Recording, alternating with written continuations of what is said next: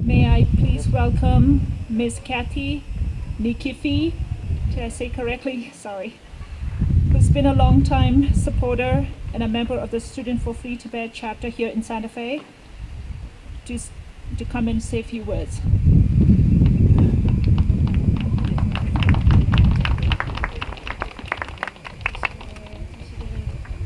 Hello, good morning, or afternoon maybe it is now.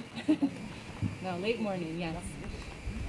So year after year, March 10th, it's a time of mixed emotions, right? It's on the one hand to mark 60 years of the Tibetan Uprising is 60 years of China's relentless and brutal occupation, 60 years of deep suffering, of people who have been forced to live in exile. And when we look at it in another way, in addition to that, it's also a celebration of the deep courage and steadfast resilience of the Tibetan people and the Tibet movement to free Tibet. In fact, it's one of the greatest David and Goliath struggles of our time. It's amazingly inspiring to me to think that there are only 6 million Tibetans, led by a Buddhist monk, who have gone toe-to-toe with one of the most populous and powerful nations in the world, in China, and non-violently struggling, battling for freedom and rights, no matter what the violence and systematic oppression that the Chinese government inflicts. Tibetans inside Tibet and around the world continue to resist with the same torch that was lit in Lhasa so many years ago. It's because of this resistance that today, in the 21st century, Tibet is still considered one of the core issues for China and their attempt to be a leader on the world stage. It's a problem that is growing stronger all the time. And though life inside Tibet continues to be extremely difficult, and I in no way mean to minimize that, and while a political resolution can seem so unlikely at times, even with all the odds stacked against, the movement is gaining ground. It's truly gaining ground, and there are changes in the political landscape that we've never seen before. And I know I say something like this every year, and the reason I do is because it's so true that even within the deep, dire situation, there are aspects of hope. And I believe it's really important to underscore these accomplishments and these shifts. For example, in the past year, we've seen China making many insidious efforts to influence global politics and the way people think about China and Tibet. But we've seen that insidiousness highlighted in the media, in the United Nations, in ways that we never have before, just this year. And even as Chinese leaders try to bend the world's thinking towards an authoritarian worldview, there really seems to be a new understanding of what that is actually about.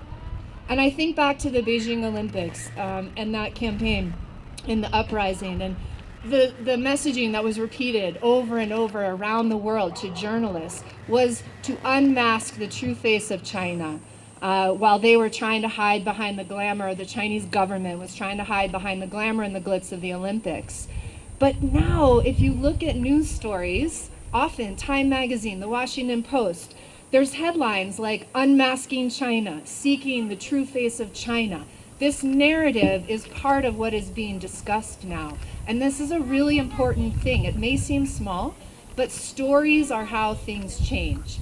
And so these kinds of shifts in narrative, they help create favorable conditions to hold China accountable for their atrocities in Tibet and their efforts to infiltrate free societies with things like the Confucius Institutes. You've probably heard of them. They're on more than 100 campuses in the US and more in Europe. And basically, they try to stifle academic freedom. They're Chinese government-led institutions that try to change the narrative on Tibet and China on college campuses. And of course, they conveniently leave out the brutality in Tibet, in Tiananmen Square, 1 million Uyghurs that are currently in concentration camps because of the Chinese government.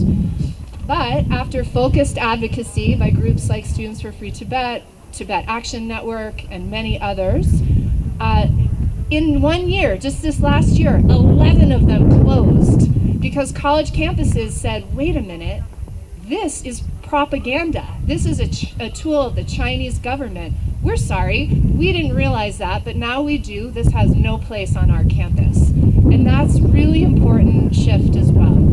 And also, as Nancy Pelosi said and was mentioned before, the Reciprocal Rights to Tibet, Access to Tibet Act that got passed. Many of you here went and met with Representative Ben Ray Lujan to talk about this. It passed unanimously in the House and the Senate. And what it does, very specifically, is it holds accountable the people in the Chinese government, the authorities, who are not letting American citizens go into Tibet. That's diplomats, that's journalists, that's travelers. So those people cannot come to the United States.